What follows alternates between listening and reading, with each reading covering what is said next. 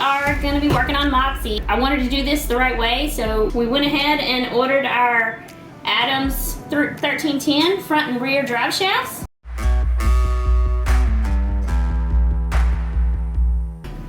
I ordered these, and it was a super seamless process.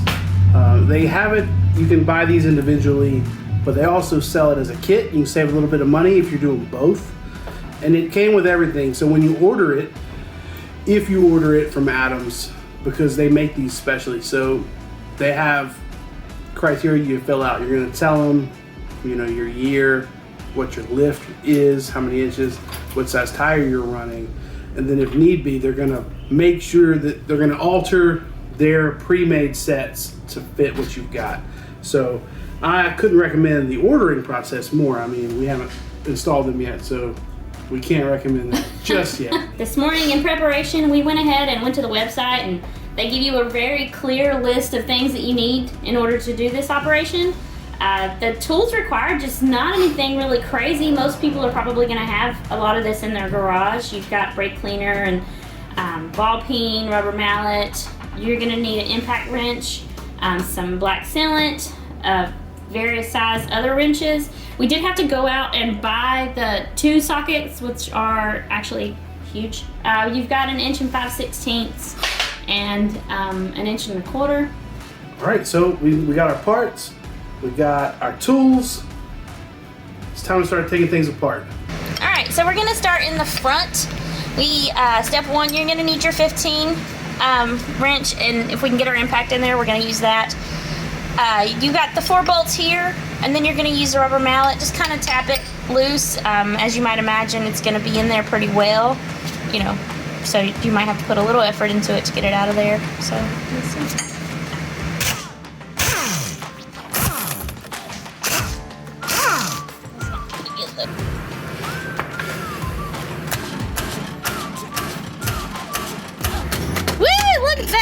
Yeah, once you've got the front disconnected, we're gonna move back, and we have to disconnect the back. It's here up under the shield, so we're gonna just remove this really quickly. It's just 4 bolts. You've got 2 in the front and 2 at the bar. You are gonna have to switch to an 18 to do that.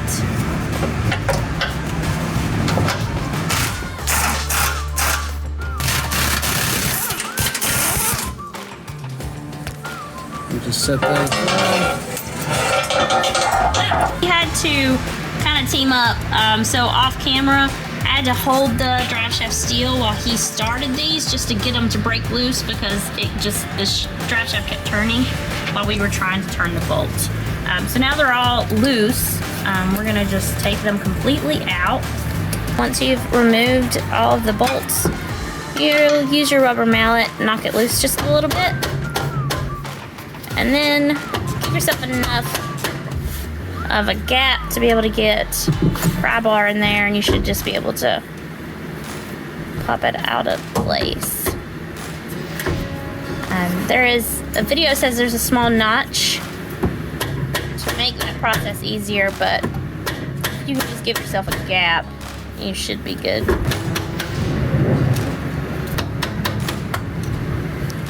Now we can get the big guy in there.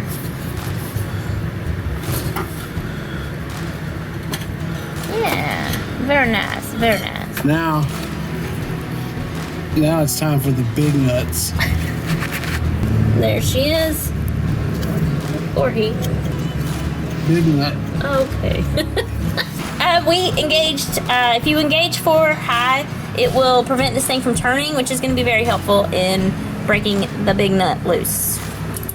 So once you've done that, then it's fairly simple. There's also 2 different ways you can do this. We chose to go the manual way here with the socket. Or what a lot of people do is just extensions on extensions on extensions, and come all the way back here and use the impact. Look, this works. All right, so there we go.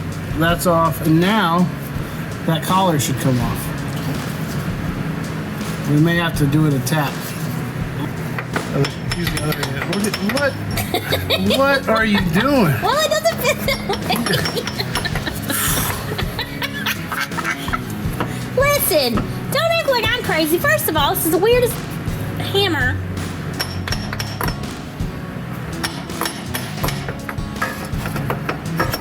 Okay. Well, go take it in two-wheel drive. Hold on, show us that last Get out, hammer just go. technique. I want Go. to see. Look, these are my favorite. Let me see this hammer. So these are my favorite hammer techniques. Here, and then also you have. Listen. I was trying my options. Once you've gotten this out, there's a rubber O-ring in here. You're gonna pull that out of the old, stick it down into the new one, and then this will mount back in that direction, and this is your new thing, which will fit over like that. But once you have seated the collar, you're gonna come out, you're gonna put a bead of black sealant around Silicone. silicone around the base of the nut, and then a small amount of red Loctite on the threads. Turn it. And now we've got the torque wrench on there. We're tightening it up. They recommend about 150 to 160 pounds of torque.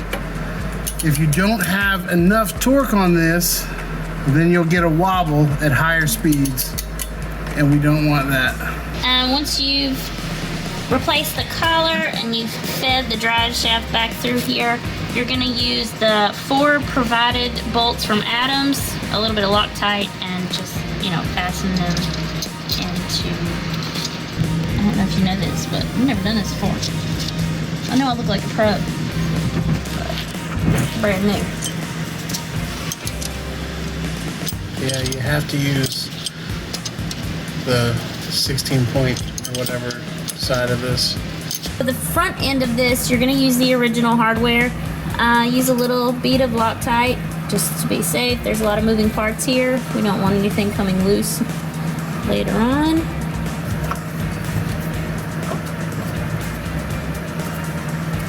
Okay, so removing the rear drive shaft is the same process as the front. You're just gonna take a bajillion tiny little bolts out and then tap, tap, tap, pry it off, and another bajillion bolts. The rear is the same, a whole gang of 5/16 bolts. The only difference is in the rear, we're going to be replacing the yoke on both ends. We're going I'll to show you. be this yoke and this yoke. There will be no scrambled eggs in the process. It's a yoke joke. Oh, there we go. Alright, so that's loose, so I'm just going to leave it. So Yeah, because the it front. doesn't fall.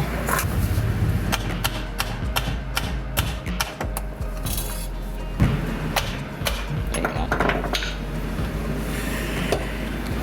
We've got the rear, the rear drive shaft out. As you can tell, it's laying here beside of me. We have to take the Dana 44 pinion out, and Pinion nut. Okay, I think people probably knew that, but hey guys, this is another big nut, and it's a Dana 44 pinion nut. Okay, so we are going to use our 1 5/16. It does say to use a thin-walled socket. I'm going to be real honest with you and tell you, first of all, we had a hard time finding anything labeled as a thin-walled socket, and this fits, so we just got a normal one, and this fits really, really easily, so I don't really know how much thicker they get than that, but she can handle this one. And there's no. I was waiting to see if you were gonna try to do pull it. the trigger. Let's see what I have to do with. You set me up. We were setting up our. It came out really easy, and all this stuff came out. We were setting up our clamp to remove this because the internet made it sound like this was gonna be really tough, and then just getting it into position. The yoke came off. Listen. And some. Do I need all this stuff? Because I'm worried. And Daisy was not prepared for any of the lubricant to come out. Alright, so now it's time to put on the new. Adams did clearly label, because you get 2 with the rear. This one is labeled T-case, meaning transfer case, so you know you're putting the right one on. So you're going to use the black silicone again. You want to put kind of a liberal layer here.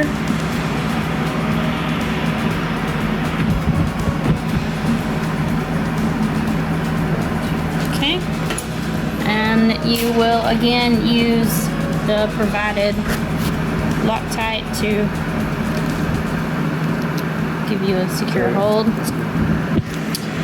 Alright, and something that we kind of realized on ourselves, this looks to us as if it should be covered more, but we did refer back to Adam's website just to confirm that we're doing everything correctly.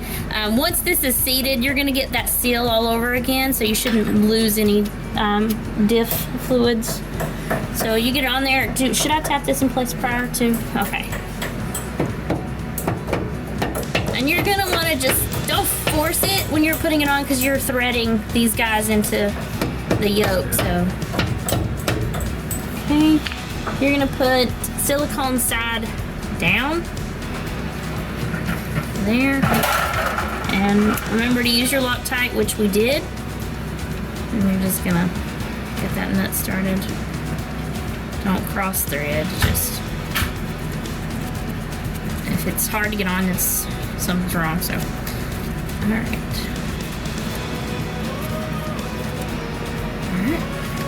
All right, so Adams is very specific here. Use, because it's a crush washer, so you're going to use your impact gun, and as soon as it stops turning, stop pulling the trigger. And we're going to let Mr. Spartan do that, because... Are you ready? Mm-hmm. So you're going to take that off exactly the same way we did on the front side when we were changing the front drive shaft, okay?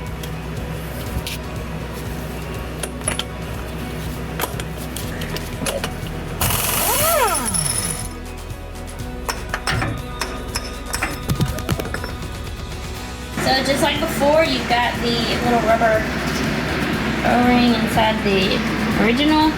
You're going to take it out, you're going to push it down into your new. And then you will do some black silicone on the back side of your nut, a little Loctite, and then we will torque it down 150 pounds. There we go. Alright, so again, once you've seated the yoke. The last part, we're going to go under there. The U-joint has a round of black tape on it to keep the caps in place. We're going to remove that black tape, and then we've got these brackets. It's going to hook over the U-joint and through the yoke. You're going to put a lock washer on, and then a 1/2-inch nut. And this is important. They don't suggest Loctite, and they don't have torque specs. It's tighten this down until it's snug. Once you've got it snug, 1/4 of a turn. That's it. It says to make sure you tighten them evenly and to not over tighten. Failure to do either of those could result in damage. So get it right, guys.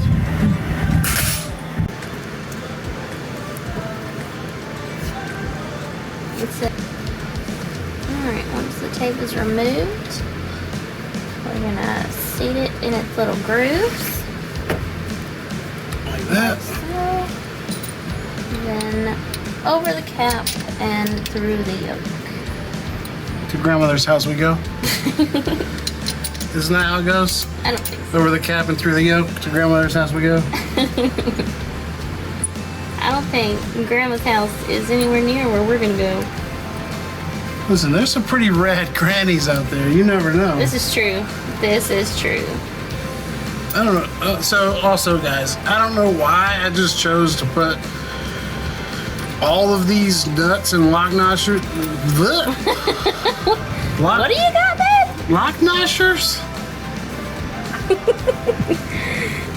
I put them all in my hands though, for some reason. All at once. Because, you know, it's only fun if it's hard.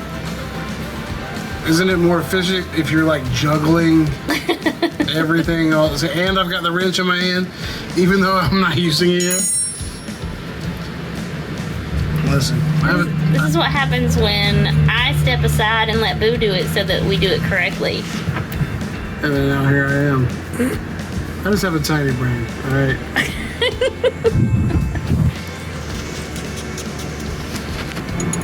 Remember to only tighten until it is snug, and then 1/4 of a turn. I mean, what? Snug and 1/4 of a turn. A lot of people don't know it was the name of my band in high school.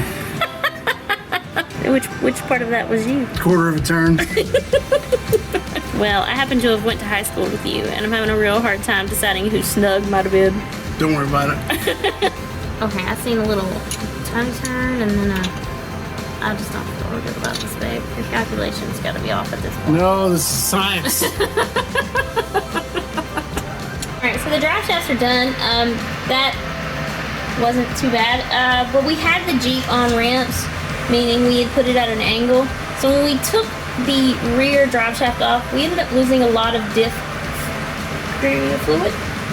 And so now we're just going to go ahead and do a fluid change. We're going to drain the rest of it out and add new. So make sure you click subscribe so you can see where Daisy takes Moxie now that she's got these upgraded Adams Driveshafts.